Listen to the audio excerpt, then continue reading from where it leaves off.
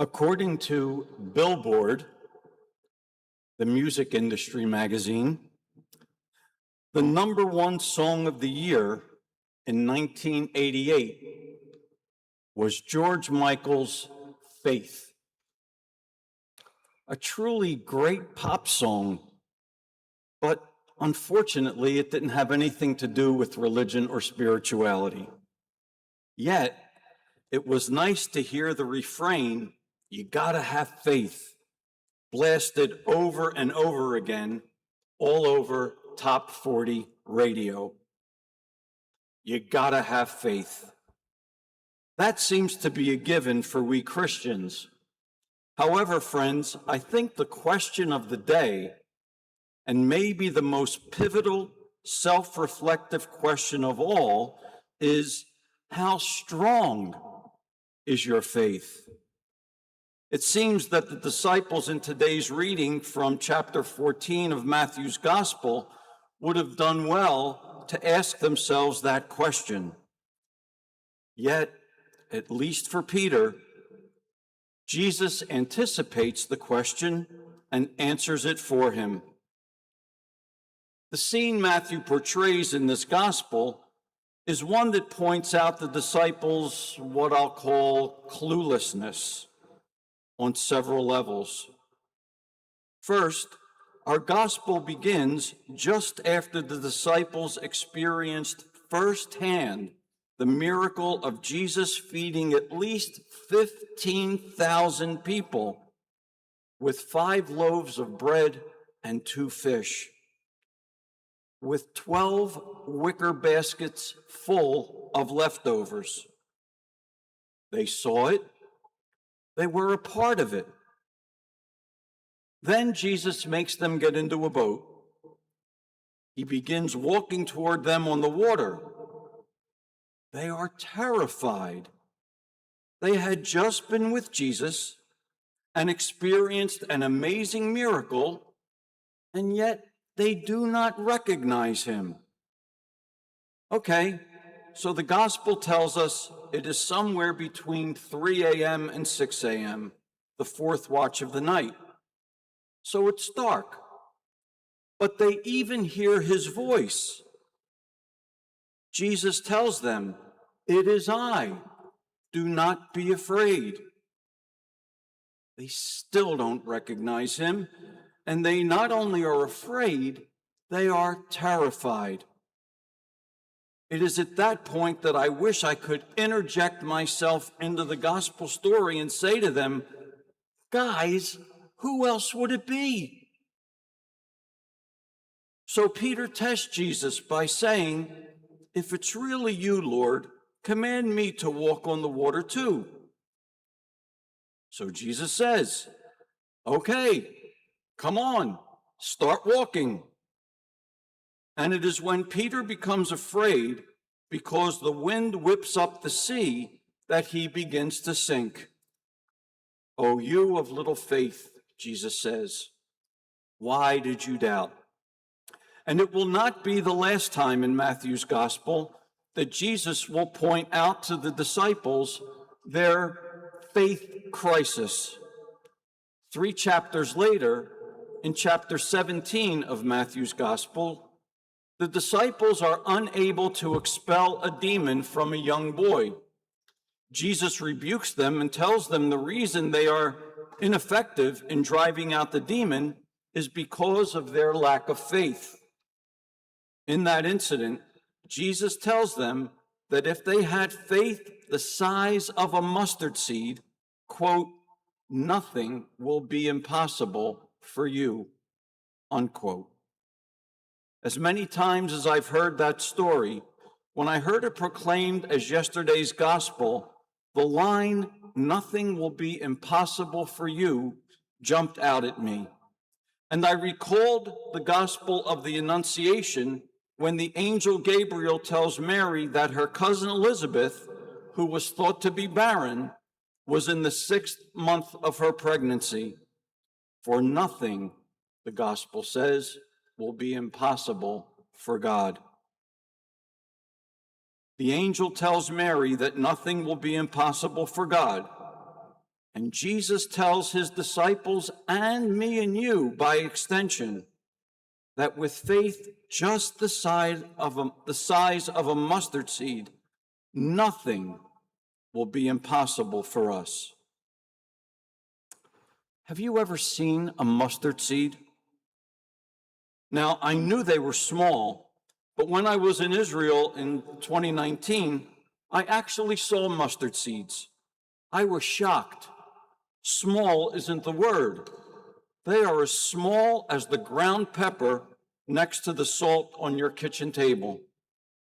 No doubt, the disciples knew exactly how small mustard seeds are.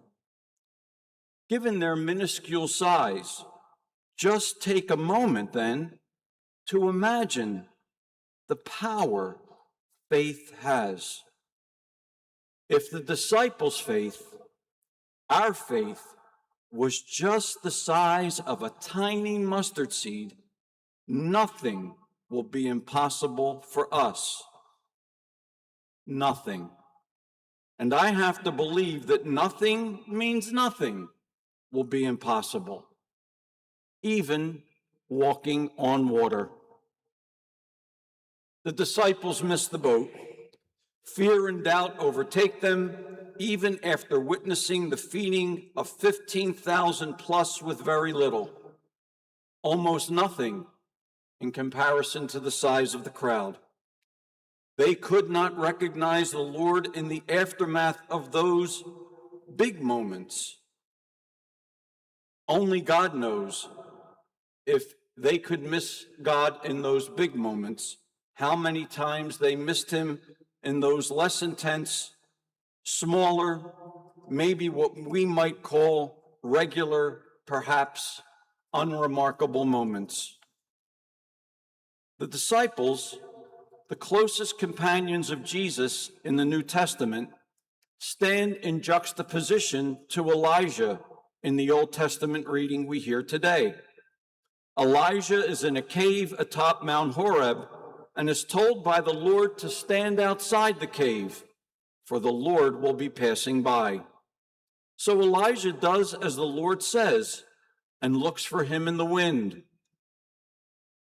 But the Lord was not in the wind, nor was the Lord in the earthquake that followed, nor was he in the fire that followed the earthquake. But the Lord did indeed pass by after all, not in one of those big moments, but in an unremarkable moment, in a tiny whispering sound. The disciples missed the Lord in the midst of a big moment, and Elijah finds him in a whisper. The Lord, it seems, is in our big moments, even in, and perhaps especially in those times when we are rocked and knocked off our feet by life's blustery winds. And the Lord is in our life's unremarkable whispers, those ordinary people, places, and things that we might easily overlook or worse, disregard. Indeed, you gotta have faith. But your faith, how strong is your faith? Jesus would tell us that if our faith was just the size of a mustard seed, we would see him in the storms we are certain to encounter and hear him in the whispers that more ordinarily make up our days. We would see him in those people, places, and things that we might offhandedly disregard. And this, I confess, is where I personally take some consolation in the cluelessness of the disciples, and perhaps you can too. If they can miss him or not recognize him in those big times, it seems entirely possible then for the same thing to happen to me. All of this brings to mind a story written by a Norbertine, the late Father Frandorf, who for years was a member of this Daylesford community. The story is called The Rabbi's Gift. Now, we professed Norbertines know this story well, but I do believe it's worth multiple retellings, and you'll know why after hearing it. The story goes like this. Once a great order, a decaying monastery, had only 5 monks left. The order was dying. In the surrounding deep woods, there was a little hut that a rabbi from a nearby town used from time to time. The monks always knew the rabbi was home when they saw the smoke from his fire rise above the treetops. As the abbot agonized over the imminent death of his order, it occurred to him to ask the rabbi if he could offer any advice that might save the monastery. The rabbi welcomed the abbot at his hut. When the abbot explained the reason for his visit, the rabbi could only commiserate with him. "I know how it is," he exclaimed. "The spirit has gone out of the people. It is the same in my town. Almost no one comes to the synagogue anymore." So the abbot and the rabbi sat together discussing the Bible and their faith. The time came when the abbot had to leave. "It has been a wonderful visit," said the abbot, "but I have failed in my purpose. Is there anything you can tell me to help save my dying order?" "The only thing I can tell you," said the rabbi, "is that the Messiah is among you." When the abbot returned to the monastery, his fellow monks gathered around him and asked, "What did the rabbi say?" "He couldn't help," the abbot answered. "The only thing he did say, as I was leaving, was that the Messiah is among us. Though I do not know what these words mean." In the months that followed, the monks pondered this and wondered whether there was any possible significance to the rabbi's words. The Messiah is among us? Could he possibly have meant that the Messiah is one of us monks here at the monastery? If that's the case, which one of us is the Messiah? Do you suppose he meant the abbot? Yes, if he meant anyone, he probably meant Father Abbot. Certainly, he could not have meant Brother Elred. Elred gets crotchety at times. But come to think of it, even Elred is virtually always right. Maybe the rabbi did mean Brother Elred. Of course, the rabbi didn't mean me. He couldn't possibly have meant me. I'm just an ordinary person. Yet, supposing he did, suppose I am the Messiah. As they contemplated in this manner, the monks began to treat each other with extraordinary respect on the off chance that one among them might be the Messiah, and in turn, each monk began to treat himself with extraordinary respect. So it happened that people still occasionally came to visit the beautiful forest and monastery. Without even being conscious of it, visitors began to sense a powerful spiritual aura. They were sensing the extraordinary respect that now filled the monastery. Hardly knowing why, people began to come to the monastery frequently to picnic, to play, and to pray. They began to bring their friends, and their friends brought their friends. Then it happened that some of the younger men who came to visit the monastery started to talk more and more with the older monks. After a while, one asked if he could join them. Then another and another asked if they too could join the abbot and the older monks. Within a few years, the monastery once again became a thriving order, a vibrant center of light and spirituality in the realm. In our Daylesford Abbey vision statement is the compelling line that we take risks for the sake of our dreams. Peter took a risk and began to walk on water. Elijah took a risk and came out of the cave to stand atop a mountain, withstanding wind, an earthquake, and a fire. The monks in the monastery took a risk and began to wonder who might be the Messiah among them. Taking risks can be risky. Can we take the risk and dare looking for the Lord in our life storms?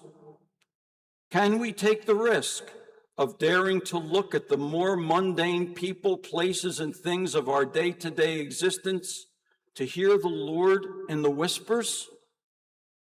Can we even possibly imagine taking the risk to see the Lord present in the person sitting beside us, in our family, in our community? The Lord is passing by. Of that, friends, there is no question. I don't want to miss him. Do you?